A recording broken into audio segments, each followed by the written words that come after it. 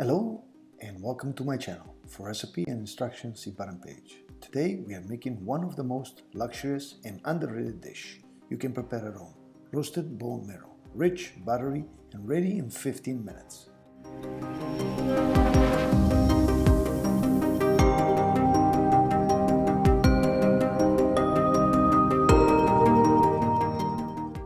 Ask your local butcher to cut 6 to 7 inch beef marrow bone and split it lengthwise.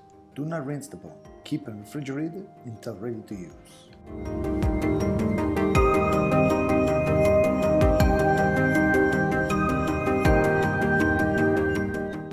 Line a roasting pan with parchment paper. Place the marrow bone cut side up.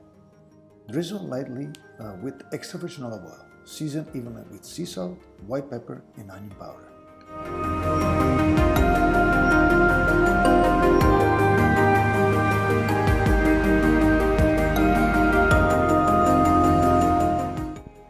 Roast for 15 minutes or until the marrow is soft and slightly bubbly.